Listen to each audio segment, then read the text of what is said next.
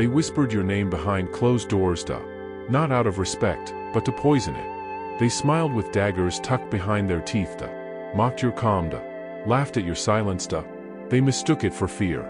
But fear is not what lives in you. What lives in you is older, colder, forged in fire and silence, And the first way to destroy those who hate you is to not move an inch when they try to shake the ground beneath your feet.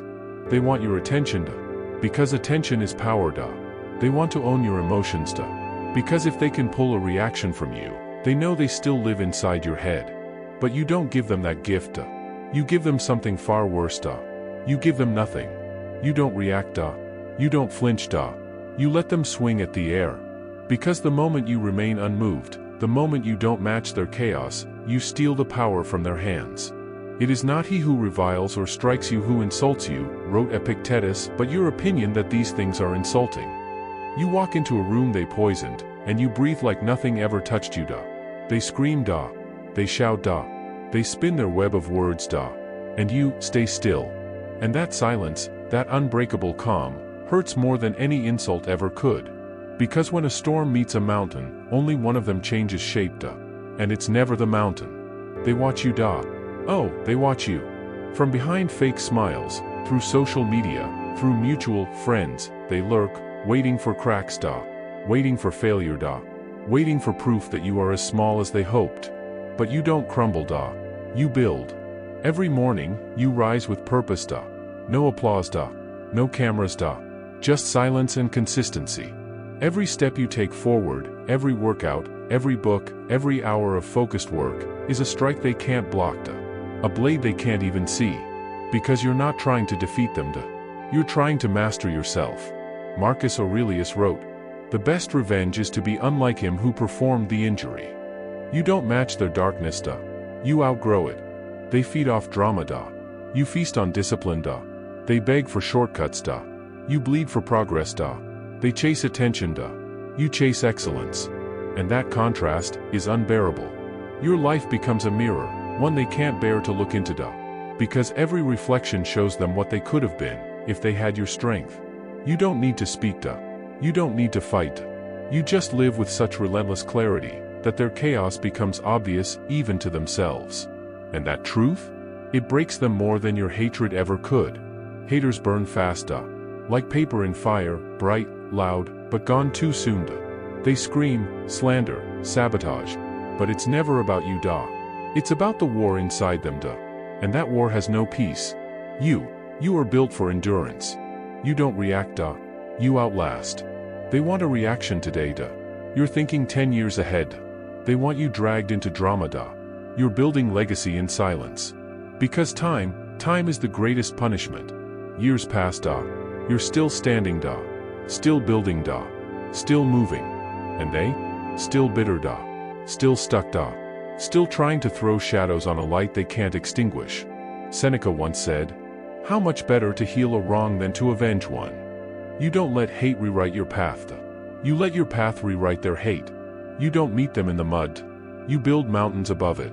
And with every success, every peaceful moment, every day lived with intention, you prove this. You never needed to fight them, You only needed to outgrow them. Because when they're still angry years later, still whispering, still watching, and you've built a life they can't even reach. That silence is deafening, That distance is devastating. And you never had to lift a finger. There's a kind of strength most people can't comprehend. The strength to say, "I forgive you."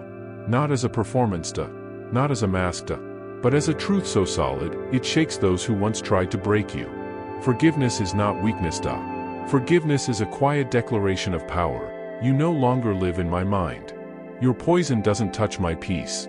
When you forgive, publicly, and mean it with every fiber of your soul, you don't just let go of pain. You expose their pettiness. They wanted war, You gave them silence. They wanted hate, You gave them grace. They expected you to stoop, Instead, you soared. Marcus Aurelius said, "The best revenge is to be unlike him who performed the injury." So forgive, Not because they deserve it, but because you deserve freedom, Because you are not built to carry rage through life like a rusted chain. You forgive not to forget, but to heal. To say, "I'm done bleeding for battles that never mattered." And here's the part that stings them the most. When you forgive them publicly, calmly, clearly, without drama, the world sees you as the strong one, the mature one, the untouchable one. It's not just about releasing them, it's about showing everyone that their hate couldn't plant roots in you.